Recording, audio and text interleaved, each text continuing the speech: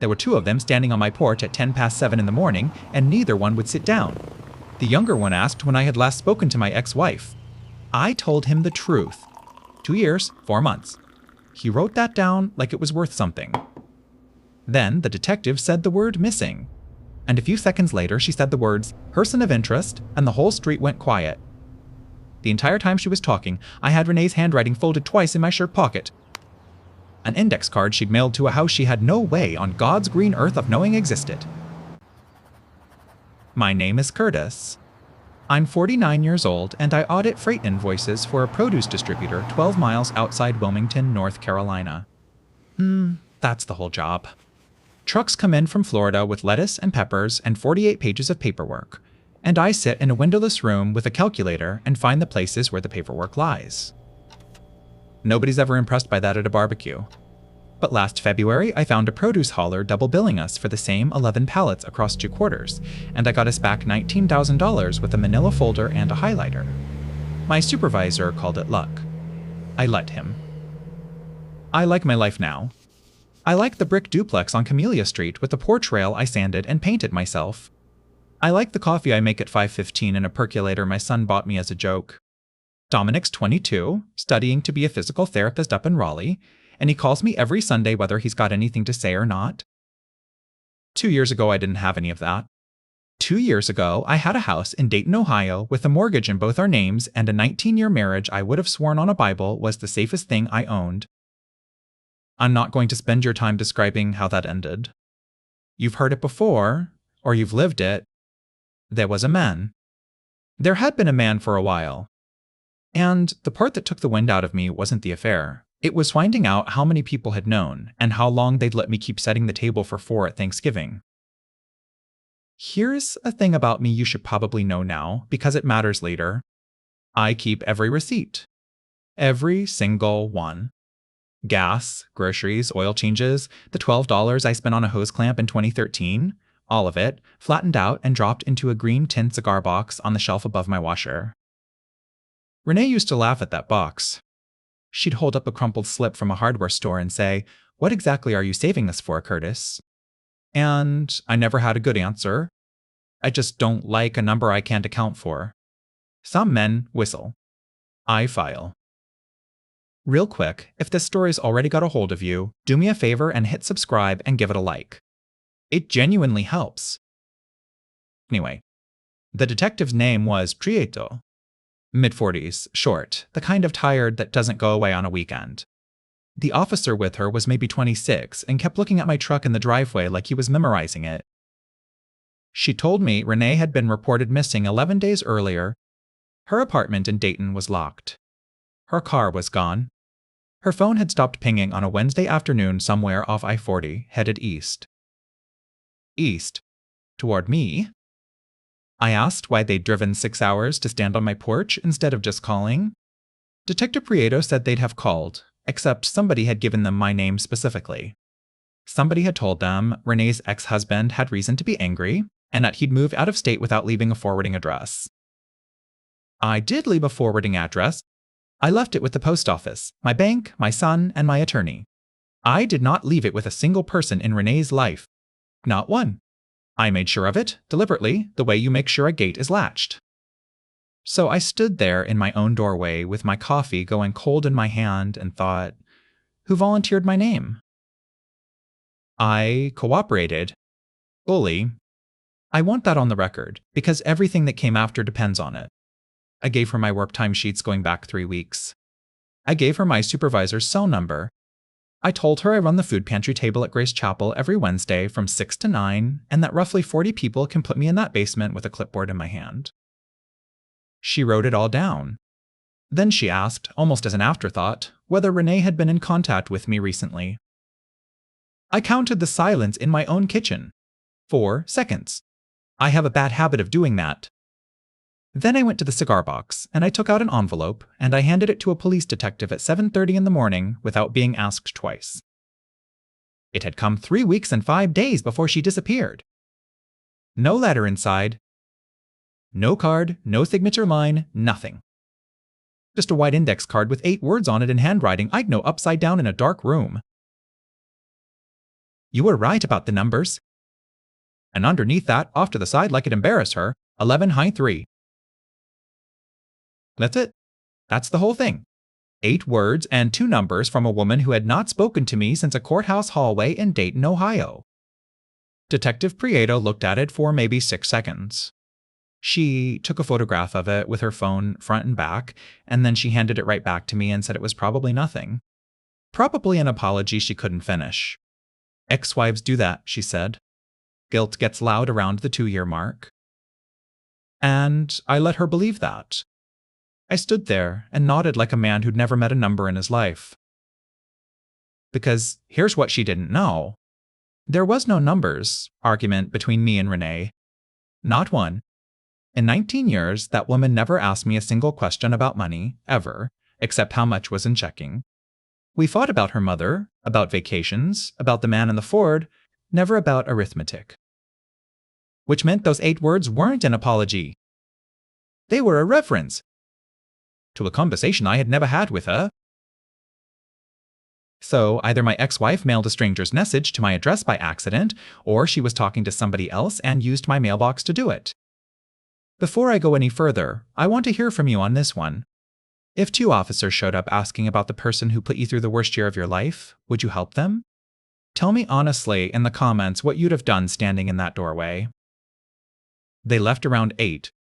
I watched the cruiser turn off Camellia, and then I did something I'm not proud of and would do again. I went back to that cigar box, and I pulled out the envelope itself instead of the card.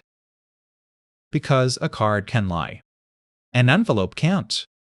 An envelope has a postmark, and a postmark has a date and a city, and I have spent 22 years of my professional life proving that the paperwork always knows more than the person who filed it. The postmark was stamped Sanford, North Carolina. Sanford is not Dayton. Sanford is not 6 hours away. Sanford is an hour and 40 minutes up Highway 421 from the chair I was sitting in. She had been that close to me in my state with a pen in her hand, and she never once picked up a phone. Some debts don't need a collector. They just need time. My grandfather used to say that over dominoes, and I never understood it until that morning. I was still holding that envelope at 11:40 that night when my phone lit up with a number I didn't recognize. I answered it out of pure stubbornness. And a woman's voice I hadn't heard in over 2 years said my name once, quiet, like she was standing somewhere she shouldn't be. Then she said, "Curtis, whatever they asked you this morning, don't answer it again." I didn't say her name. I didn't say anything for a second because I was standing in a dark kitchen holding an envelope with her handwriting on it, and now her voice was in my ear, and the 2 things together made my hands feel like they belonged to somebody else. Then I said, "This isn't Renee." There was a long breath on the other end. "No," she said. "It's Charlene." Charlene Boyd. 17 years of birthday cards. She and Renee worked the front desk at the same dental office on Wilmington Pike since 2009, and she'd been at my kitchen table more times than my own brother. She used to bring a rum cake at Christmas that nobody liked and everybody ate. I asked her how she got my number. She said Renee gave it to her. I asked her when.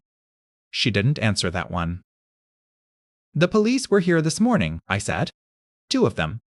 Standing right where I'm standing. "I know," she said. "That's why I'm calling. Curtis, don't help them. Not with the small stuff. Not with dates. Not with anything you've got in writing." I counted the silence. 6 seconds that time.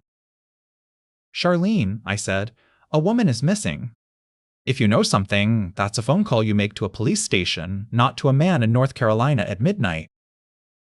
And she said, so quiet I had to press the phone into my ear, "You don't understand what she did." Then the line went dead. Not hung up. Died. Like a battery pulled out of the back of something. I called it back 4 times. It rang out into nothing every time. No voicemail, no name. The next morning, I fed the number into 3 different lookup services and got the same result from all of them. Prepaid. Sold as part of a 2-pack. No registered owner, no billing address, nothing to attach a human being to. And I sat there in a windowless room in Wilmington, North Carolina, with a calculator in my hand, and I understood that a woman I'd shared a bathroom sink with for 19 years had been living a life that required a phone nobody could trace.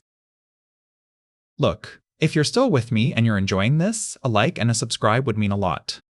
It's free and it keeps stories like this one going. Now, here's where I have to tell you something honest about myself, because otherwise the rest of this won't make sense. I did not start looking for Renee out of love. I want to be extremely clear about that. I started looking because somebody had put my name in a detective's notebook, and I have spent my entire working life learning what it means when a number shows up in a column where it doesn't belong. Somebody had aimed the police at me on purpose. That's not grief. That's a math problem with a person behind it. So, I did what I do. I got a legal pad, and I built a ledger of everything I actually knew, in 2 columns, documented on the left, claimed on the right. Most people never do this.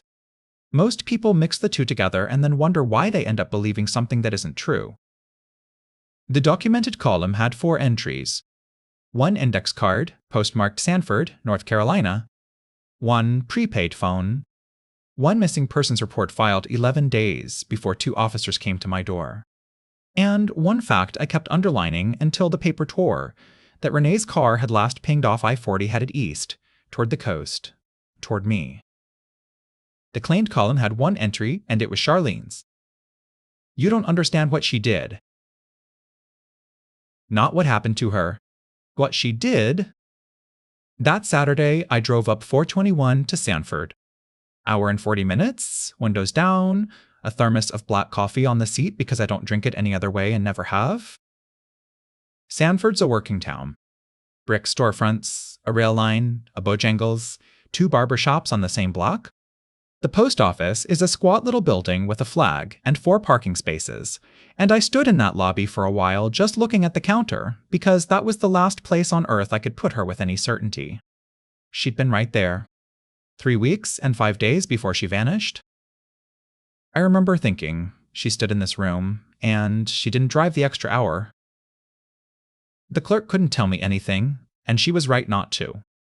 But there were only 3 motels within walking distance of that post office, and my ex-wife had one habit she never broke in 19 years. Renee would not stay anywhere without a hot breakfast. Not once. Not on our honeymoon, not at her own mother's funeral. That knocked it down to 1. A 2-story place off Horner Boulevard with a waffle machine in a lobby and a woman named Yvette behind the desk who'd been working there, she told me, since the building had a different name on it. I didn't lie to her. I want that on the record too. I told her exactly who I was, the ex-husband, and I put my driver's license on the counter and left it there while we talked, and I told her a detective named Prieto out of Dayton would confirm every word of it. And Yvette's face changed. Not a lot, but I audit for a living, and my whole job is noticing the half-second where somebody's story stops matching their paperwork. She said, "You're the second person to come in here about that woman." I asked her when. She said about 9 days back, a man. And I asked what he looked like, and she said he never took his sunglasses off, and he stood right where I was standing, and he was polite about it in a way that made her want him gone. I asked if he'd left a name. She opened a drawer, and she took out a Post-it note stuck to the inside of it, and she turned it around so I could read it. It said Curtis Vance. My name. My name in a stranger's handwriting, with a phone number under it that was not mine and never had been. I stood in that lobby with a waffle machine beeping behind me and my own name looking back at me off a yellow square of paper, and my blood ran cold.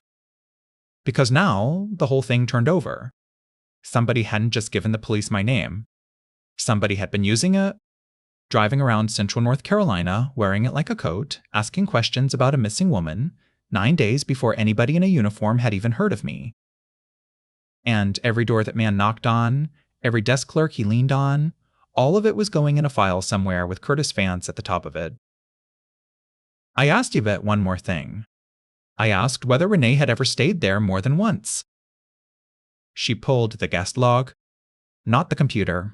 The paper one, the spiral book by the phone that motels like that still keep, because the system goes down twice a winter. And she ran her finger down it while I stood there and counted the seconds, and I got to 11 before she stopped. Renee had checked into that motel 6 separate times in 8 months. Always a Tuesday. Always one night. Always paid in cash. 6 times, an hour and 40 minutes from my front porch, and not one phone call. Not one. I asked Yvette if I could photograph the pages. She let me because I'd put my license on her counter and because I think she'd been waiting 9 days for somebody to walk in who wasn't wearing sunglasses. And that's when I saw it. Bottom of the last page, in the column where they write the vehicle plate, Renee had written a second line under her own, a room charge split with somebody. 2 people, 1 room, cash. The other name on that line wasn't a name I'd never heard. That would have been easier. It was Charlene's. I drove the whole hour and 40 minutes back down 421 with that photograph on my phone in the cup holder, and I didn't turn the radio on once. 17 years of birthday cards. A rum cake nobody liked.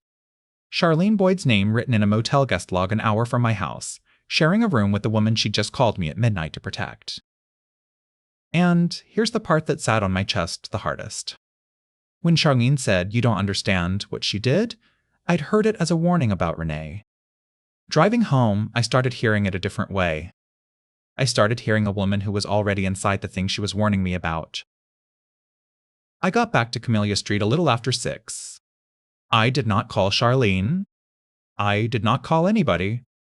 I made a fresh pot in the percolator, and I sat down at my own kitchen table with the legal pad, and I moved one line from the claimed column to the documented column, and then I did the only thing I've ever been good at. I went and got the divorce file. Everybody keeps their divorce papers. Almost nobody reads them again. I've got mine in an accordion folder, tabbed, because when the whole thing was happening, I was too torn up to trust my own memory, so I made myself index it like it was somebody else's audit. Financial disclosures, asset schedule.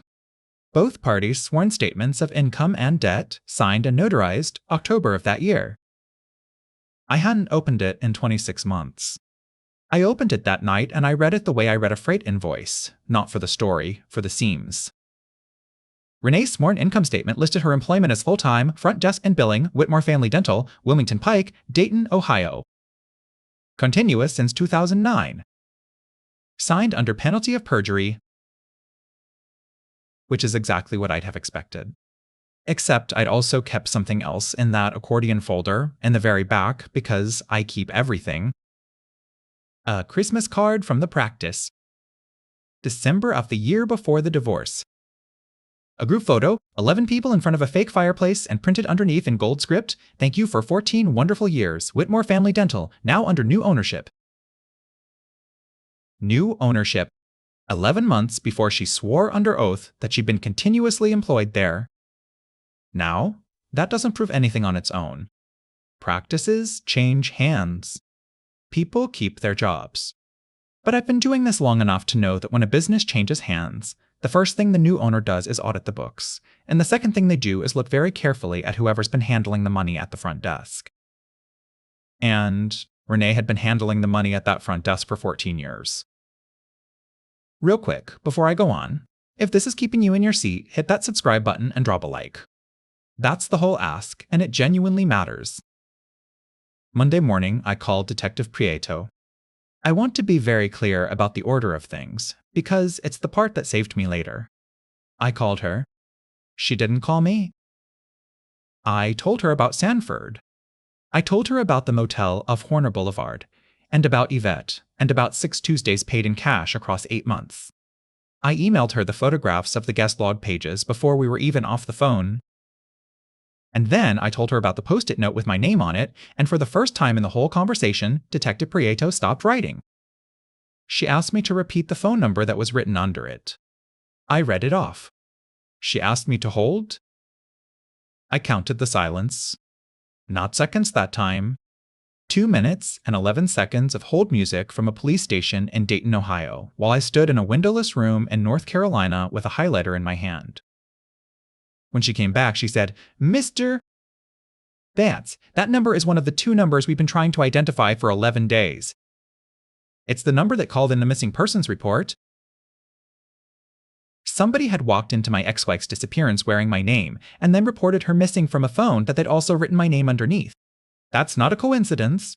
That's a man building a shape for the police to find. I asked her the only question that mattered. I asked whether the caller who reported Renee missing had claimed to be a relative.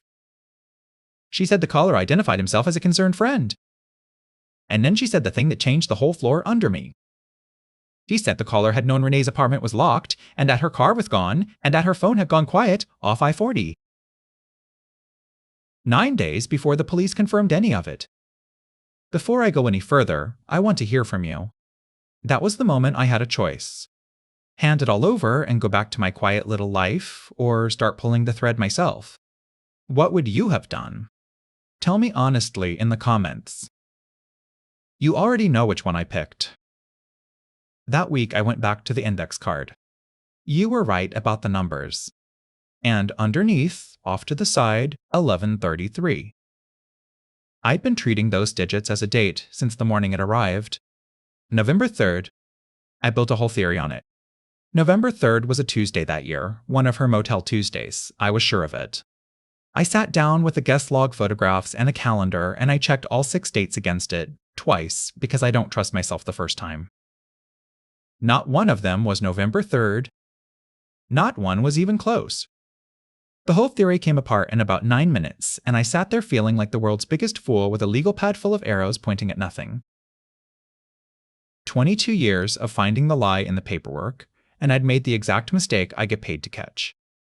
I'd decided what the number meant before I let the number tell me. So I crossed it all out and I wrote at the top of a clean page, what else uses 2 numbers with a slash between them? And I let it sit. That's the part people can't stand. You have to let it sit. 3 days later, I was at the pantry table in the Grace Chapel basement, checking canned goods against a delivery manifest. 64 cases claimed, 61 on the floor, and I heard myself say it out loud to a volunteer. Line 3 of 11. Not a date. Alle kan done go in occasion. Page 11, line 3. Somewhere in a document I hadn't seen yet, my ex-wife was telling me exactly where to look. And she'd mailed it to a man who indexes everything because she knew that of every person in her life, I was the only one who wouldn't throw it away.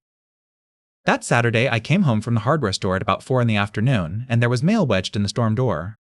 Circulars, a power bill, and 1 white business envelope from a regional bank I have never held an account with in my life. I opened it standing on the porch I'd sanded and painted myself. It was a welcome letter, thanking me warmly for opening a personal line of credit at a branch in Fayetteville, North Carolina. Approved 11 days earlier. Signed for in person. Available balance $74,000. I did not open the storm door and take that letter inside like a normal man. I stood on the porch and read it twice, and then I went and got a Ziploc bag out of the kitchen drawer and put the letter in it, envelope and all, without folding it. Sandhills Regional Bank. A personal line of credit in the name of Curtis A. Vance, approved 11 days earlier at a branch in Fayetteville, North Carolina. Signed for in person. Available balance $74,000. I called the fraud line at 4052 that afternoon and stayed on hold for 19 minutes with the phone on speaker while I wrote down every word they said to me on a legal pad in ink with the time in the margin. That's not paranoia. That's just how you build a record that nobody can shake later. The mailing address on the account was not Camellia Street. It was a mailbox rental in a strip plaza on Bragg Boulevard in Fayetteville, Box 214. And the contact phone number on the account was the same 10 digits Yvette had shown me on a yellow post-it in a motel lobby of Horner Boulevard. So, there it was. A man wearing my name had walked into a bank an hour and a half from my house, put down a piece of plastic with my information on it, and opened a $74,000 credit line while my ex-wife was already missing. And I understood exactly what I was looking at because it's the same trick a crooked hauler pulls when he knows an audit is coming. You don't hide the money. You give somebody else a reason to be holding it. A bitter ex-husband. New state. A brand new pile of cash he suddenly had access to. In the exact window, a woman disappeared off I-40 headed his direction.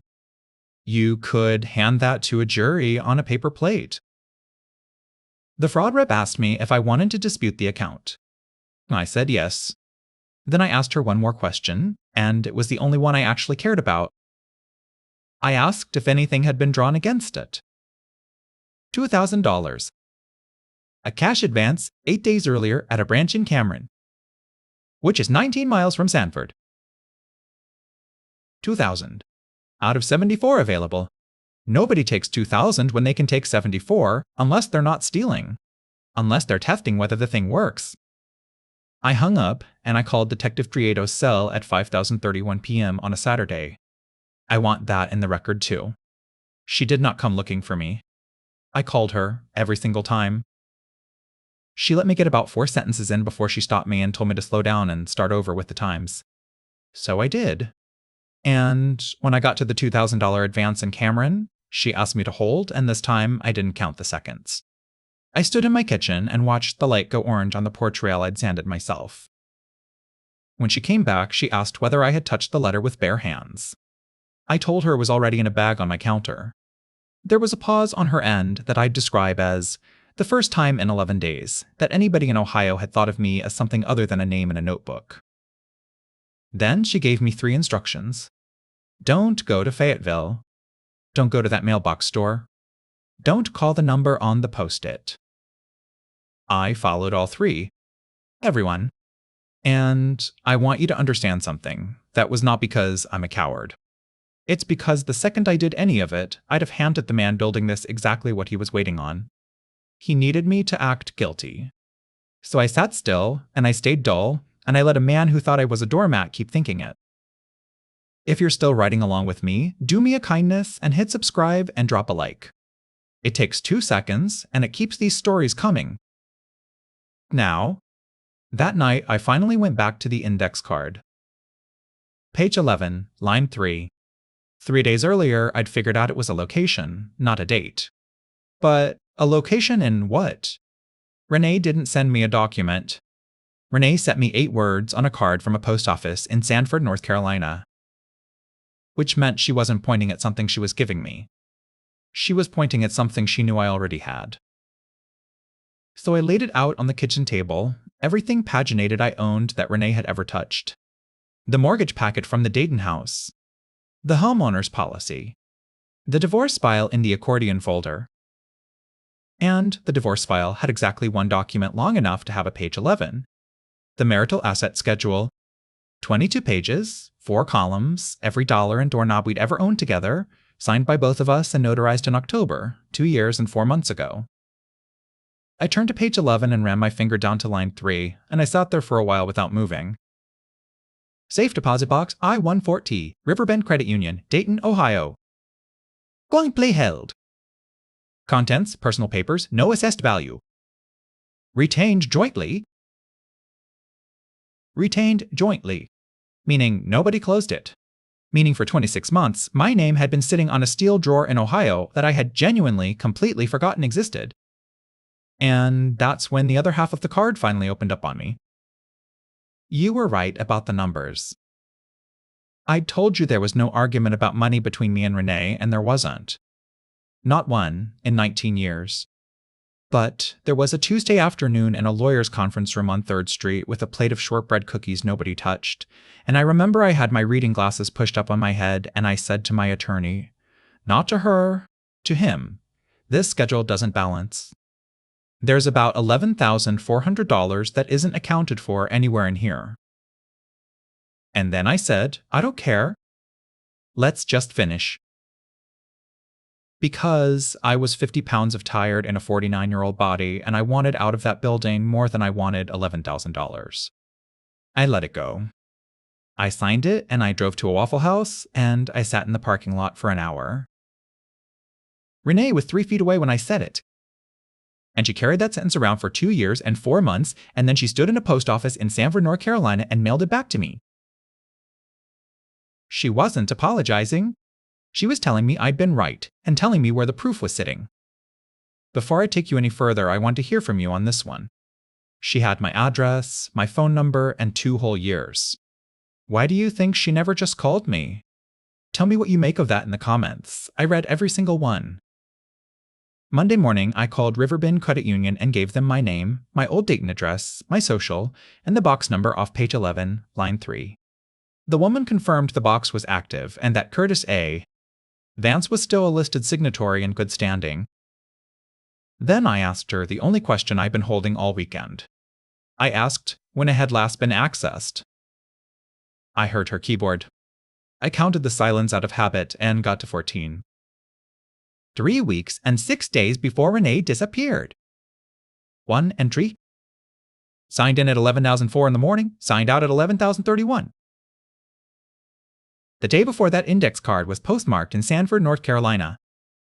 I booked a flight into Dayton for Friday morning, and I told my supervisor I had a family matter, which was true enough for a man who audits paperwork for a living. Thursday night, I was packing a duffel on the bed when my phone lit up with my son's name. Dominic calls me Sundays. Always Sundays. 22 years old and steadier than I ever was at that age, and he calls his old man on Sundays whether he's got news or not. It was Thursday, and the first thing he said was, "Dad, who's the guy who came to my apartment looking for you?" I sat down on the edge of that bed with a folded shirt still in my hand and asked him to say it again, slower. Tuesday afternoon, Dominic said. He'd come back from a clinical rotation, and there was a man in the breezeway of his building in Raleigh, standing by the mailboxes like he had every right to be there. 50s maybe. Trim. Sunglasses he never took off, even under the stairwell. The man had asked for Dad, not for Dominic Vance. Full Curtis. He'd said he was an old colleague from Ohio trying to reconnect, and he'd known my son's first name, his building, and the fact that I'd moved south. I asked Dominic what he told him. And my kid, 22 years old, 3 years out of my house, said he'd told the man he didn't give out family information to people he didn't know, and then he'd stood there in the breezeway until the man left, because he didn't want him following anybody up the stairs. I've never been prouder of anything in my life. Then Dominic said, "He left a card in my mailbox, Dad. It's got your name on it." Now, I'll tell you exactly what I wanted to do. I wanted to put that duffel bag in the truck and drive 2 hours up I-40 to Raleigh at 10 o'clock at night and stand in that breezeway myself until somebody came back. I didn't. I sat on the bed and made myself count the silence, and I got to 11, and by 11 I could think again. So instead I gave my son a list. Don't touch the card again. Slide it into a sandwich bag with a pen. Photograph the front and the back with the time showing. Call your building manager tomorrow and ask for the breezeway camera footage from Tuesday between 3 and 6, in writing, by email, so there's a record of you asking. Then call Detective Prieto in Dayton and tell her everything, and tell her I'm the one who told you to call. And then I said the hardest sentence I've said in 2 years. I told him not to come see me for a while. He didn't argue. That's the thing about raising a kid who watched his father lose everything and stay decent about it. They learn what a straight line looks like. Prieto called me 40 minutes later. She'd already had the card described to her over the phone. It was a plain white business card, no logo, no company. Just a name and a number, and the name on it was mine, and the number under it was the same 10 digits that had been on a post-it in a motel drawer and on a bank account in Fayetteville. 3 times now. Same 10 digits. A man had been driving around 2 states handing out my name like it was his, and he had just walked up to my only child to do it. Real quick, if you're as far in as I am, hit subscribe and give this a like. That's all I'll ask of you, and then we're straight back into it. I flew into Dayton at 9,040 on Friday morning. Gray sky, wet parking lot, that particular Ohio cold that gets into the seam of your jacket. I rented a Corolla and I bought a large black coffee at a gas station on Springboro Pike because that's the only way I've ever taken it, and I drove into a city I hadn't set foot in for 26 months. I took the long way. I'm not going to pretend I didn't. I drove past the house on Halstead with the maple I planted, the spring Dominic turned 9, and somebody had painted the shutters a color I wouldn't have picked, and there was a plastic slide in the side yard. 19 years of my life behind a window I don't have a key to anymore. I didn't slow down. I just looked once, and I kept driving, and that was the whole funeral. Riverbend Credit Union is on a corner across from a tire shop. Low brick building, 4 teller windows, a lobby that smells like carpet glue and printer toner. I put my license and my social security card on the counter, and a woman named Marguerite took me back through a door with a keypad on it. They still use a paper log for the vault. A green ledger book on a stand by the door, 1 line per visit, signed and timed by hand. I signed my line, and when I lifted my pen, I saw the line above mine. Gune M. Vance. In at 11,004. Out at 11:31.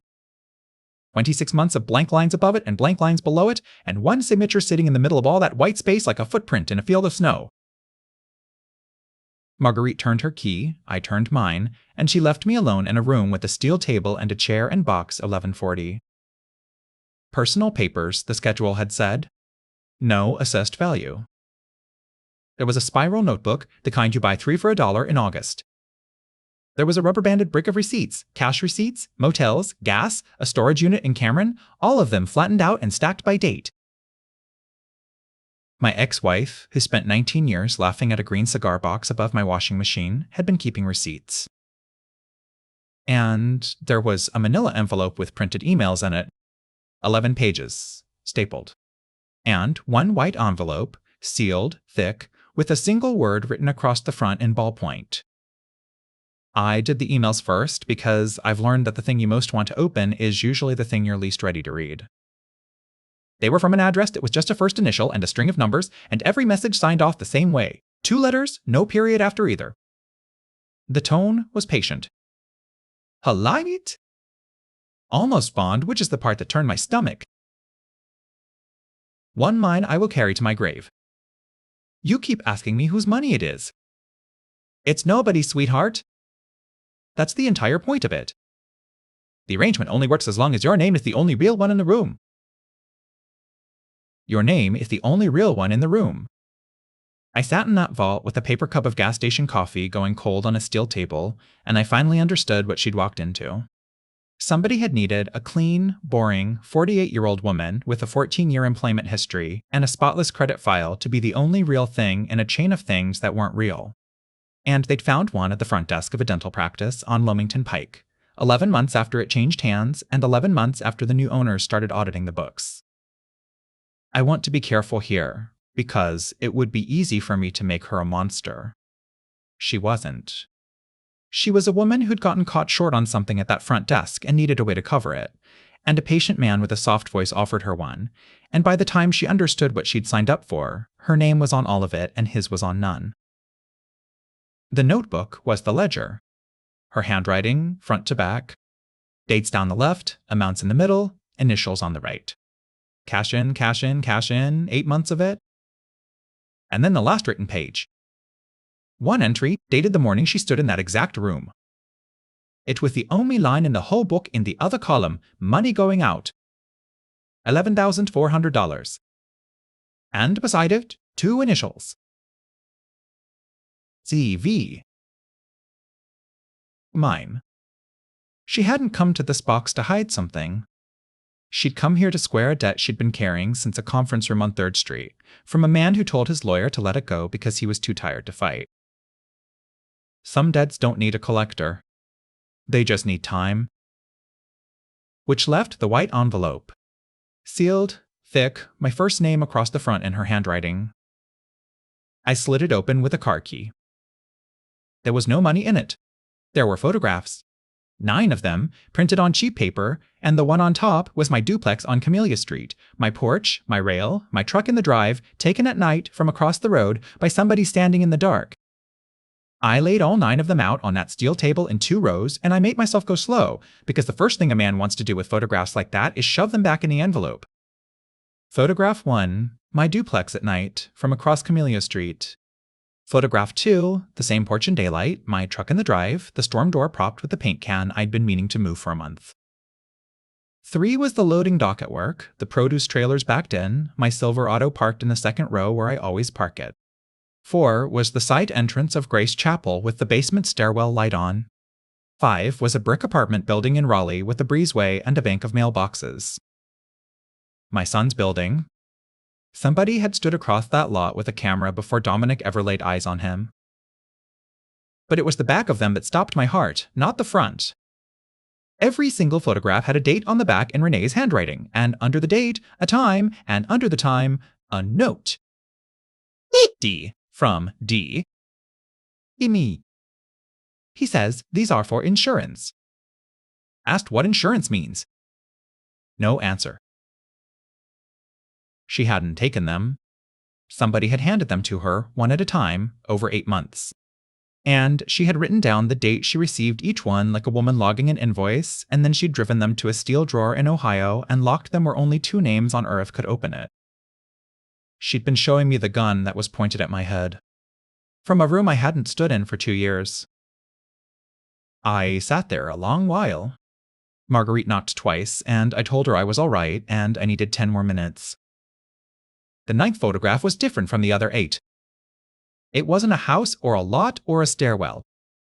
It was 2 women at an outdoor table in front of a coffee place, taken from maybe 40 feet, and one of them was Renee. The other one was Charlene Boyd. And on the back, in Renee's handwriting, he gave me this one himself. He wanted me to know he could. I did not touch anything else in that box. I put the notebook, the receipts, the emails, and the photographs back exactly the way I'd found them. And I went out to the lobby and I asked Marguerite whether there was a way to have the box sealed and its contents released to law enforcement rather than to me. There was. It took 90 minutes and a call from Detective Prieto to the credit union's compliance officer, and I sat in a plastic chair across from a tire shop window and drank the rest of that cold coffee and did not take one single item out of that building. I could have. My name was on the box. It would have been the easiest thing in the world. But I've watched 100 haulers lose a claim because they handled the evidence before anybody official saw it, and the second I put my hands on that notebook, every number in it becomes a number a defense attorney gets to say I could have written. If you're still with me at this point, and I hope you are, please hit subscribe and drop a like. It costs you nothing, and it means a great deal on this end. Prieto met me at a diner on Wilmington Pike at 4 that afternoon. Booth by the window, 2 coffees, a folder she didn't open right away. She told me things had changed on their side. The Fayetteville line of credit had triggered the bank's own fraud unit the day I disputed it, and banks do not care about anybody's theory. Banks care about who was standing at the desk when the signature card was signed. The man who opened a $74,000 credit line in my name had done it in person, on a Tuesday morning, under a ceiling camera, and he had taken his sunglasses off to read the paperwork. He'd been careful for 8 months, and then he got greedy for $2,000 and put his own face on file at a bank in Fayetteville. Then Prieto turned the folder around and asked me to look at a still frame. Not to identify him, she was clear about that, and she made me say out loud that I'd never met him. 50s, trim, gray at the temples, close cropped. Reading glasses pushed up on his head, which is a thing I do, and I hated that. And I want to tell you what I actually felt, because it wasn't rage. It was a kind of tiredness. That man looked like a guy who'd sell you a decent used car. He looked like somebody's uncle. Before I take you into the last of it, tell me something in the comments. Renee locked all of that in a box with my name on it instead of walking into a police station. Was she protecting me, or was she using me one last time? I honestly don't know, and I want to know what you think. I flew home Saturday, and Sunday afternoon, Charlene Boyd came to my porch. No prepay phone this time. She drove 11 hours from Ohio in a Corolla with a dented quarter panel, and she stood on my walk in a windbreaker, and she would not come up the steps. I brought 2 cups of coffee out and set one on the rail and sat down in the chair, and I did not say a word. 22 years of audits taught me that. You don't have to ask. You just have to be willing to sit longer than they can. I counted the silence. I got to 51. Then she said, "I'm the one who gave them your name." She'd told the Dayton police that Renee's ex-husband had reason to be angry and had left the state without a forwarding address. She'd said it because a man named Dale asked her to, and because Dale had explained, in that patient voice, that everyone would be fine as long as the police had somewhere else to look. And then she told me the rest, and it came out of her in one long piece, the way a thing does when somebody's been holding it up alone for a year. Charlene was first. Not Renee. Charlene had been short at that front desk in 2019, $2,200 short, and a man she met through her brother-in-law covered it and told her not to worry about it. Then 8 months later, he told her there was a way to be square. He needed one more clean name. Just one. Somebody boring, somebody who'd worked in the same chair for 14 years, somebody nobody would ever look at twice. So she brought him her best friend of 17 years. And she got to walk out. And Renee thought she was moving money for a man who ran cash businesses and didn't like banks. She thought it was tax trouble. She had no idea whose money it was, or that people who move money like that come looking for it when a piece goes missing. I asked her the only question I had left. I asked what Renee took. Charlene said $41,000 in August out of a storage unit in Cameron. She'd taken it because she'd finally understood what she was in, and she thought $41,000 was enough to disappear on. It wasn't. It was just enough to make them start looking. Charlene sat down on my bottom step then and put her face in her hands, and she said the last thing she'd come 11 hours to say. She said Renee had called her 9 days ago from a phone she wouldn't stay on for more than a minute. And Renee had told her she found out something about Dale that changed everything, something she said would end it. She said she was going to use it. Charlene looked up at me with her eyes swollen shut and said, Curtis, she wasn't running from them anymore. She'd figured out how to make them come to her. I let that sit on my porch for a while. A woman crying on my bottom step, my coffee going cold on the rail, and a Sunday afternoon carrying on around us like nothing was happening at all. Then I asked Charlene if she'd say all of it again to a detective in Dayton on a recorded line with her own name attached. She said she would. And then she said, I've been waiting a year for somebody to make me. I didn't make her. I handed her my phone with Prieto's number already pulled up, and I went inside and shut the door so she could do it alone, because a confession a person makes with somebody standing over them isn't worth the tape it's on. She was out there 40 minutes. When I came back out, she was gone, and my phone was sitting on the porch rail next to a cup she hadn't touched. I called Prieto that evening and gave her the last piece I had, the 9th photograph, the 2 women at a coffee shop table, and what Renee had written on the back of it. He gave me this one himself. He wanted me to know he could. And then I stopped. That was the end of what I could do. I'd found it, I'd logged it, I'd handed it over, and the rest of it belonged to people with badges and subpoena power. I want to be honest about the days after that, because they weren't noble. I slept about 4 hours a night. I checked my locks twice. I sat at that pantry table on Wednesday, counting canned goods with my hands shaking, and a widow named Bernice asked if I was coming down with something, and I told her yes. Quick word before this lands. If you've stayed with me this long, please hit subscribe and give the video a like. That's all I'll ever ask, and it truly helps. 11 days later, Prieto called me at 6 in the morning, which is when people call you with the kind of news that's already finished happening. They'd arrested a man in Fayetteville named Dale Whitcomb, 56 years old. 2 prior convictions in another state, both financial, both 15 years back. He was picked up at a mailbox rental in a strip plaza on Bragg Boulevard, standing at box 214 with a key in his hand. He hadn't been undone by me. I want to be clear about that, because it's the whole point of this. He was undone by a bank camera he walked in front of on purpose, a signature card he signed with his own hand, 11 pages of his own emails printed out by the woman he was using, and a post-it note he left in a motel drawer because he assumed a desk clerk named Yvette wasn't paying attention. Every single thing that finished him was something he chose to do himself. I just kept the receipts. And here's where I thought the story ended. Man arrested, case closed, Curtis goes back to his percolator. That's what I told my son on the phone. That's what I believed for about 9 hours. Prieto called back that afternoon and asked me one more question, and it was the one I hadn't thought to ask myself. She asked why Dale Whitcomb had ever come to North Carolina at all. Because he hadn't been hunting Renee down here. He'd been hunting the $41,000 she took out of that storage unit in Cameron. And in August, cornered and out of road, Renee had told him exactly where it was. She told him it was in a safe deposit box in Ohio. Box 140, Riverbend Credit Union. Held in the name of her ex-husband, Curtis A. Vance of North Carolina. She gave him me. That's why a man in sunglasses started photographing my porch. That's why he learned my son's building. That's why he opened a credit line in my name. Because if he ever had to explain to the people above him where their money went, he needed a real man in a real house with a real pile of cash he'd suddenly had access to. 19 years, and when it came down to her neck or mine, she pointed at me. That's the truth, and I'm not going to dress it up. But then she drove to Dayton on a Tuesday morning, and she signed a green ledger at 11,004, and she spent 27 minutes in a steel room filling that box with everything that could bury him: the notebook, the emails, the photographs with the dates on the back. She'd sent him to a room she'd already loaded.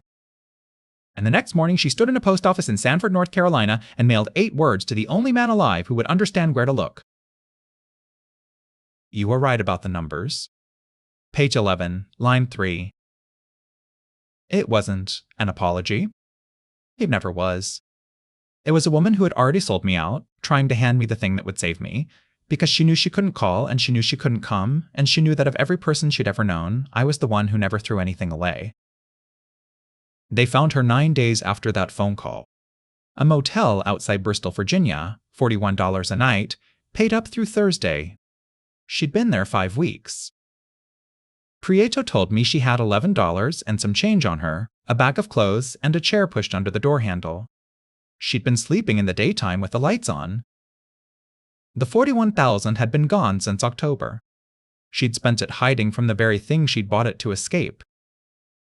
I got in my truck that night. I did. I put a thermos in the cup holder, and I got as far as the on-ramp for I-40 West. And I sat there with my blinker going, and I counted the silence in the cab, and I got past 60, and then I turned the truck around and drove home. Because there was nothing for me in that motel room. No apology that would fit in it. No scene that would give me back a single thing. I never saw her. I haven't spoken to her. Everything I know from a detective on a phone. And I felt no pity. I want to be honest with you. I felt none. The woman who sat across a conference room table on 3rd Street while I told my lawyer to let $11,000 go, the woman who put my name in a bad man's mouth to buy herself 1 more week, she ended up in a $41 room with a chair under the door, running from something she built with her own 2 hands, and I never lifted a finger. Not one. I never threatened her. I never went near her. I made a phone call to a detective on a Saturday evening, and I sat still, and I let the arithmetic finish. I closed box 1140 in March, signed the paperwork, turned in the key, and drove home the same day. Dominic came down for a week in April. We painted the portrayal again because I'd never gotten around to that paint can, and he told me about a girl in his cohort from Asheville, and we ate at a fish place on the water, and I picked up the check and he let me. The green cigar box is still on the shelf above my washer. Still filling up? Gas, groceries, oil changes, a hose clamp? And here's the last thing I've got for you. The thing I'd want somebody to tell me if I were the one sitting where you're sitting. You don't have to go get even. You really don't. Some debts don't need a collector. They just need time. Keep your hands clean, keep your record straight, and let the people who built the thing stand in it. I'm 49 years old, I audit freight invoices, and I sleep 8 hours a night now. If this story stayed with you, and you'd like to hear more true-to-life stories of secrets and quiet justice, tap the video on your screen now. I'll be waiting for you there.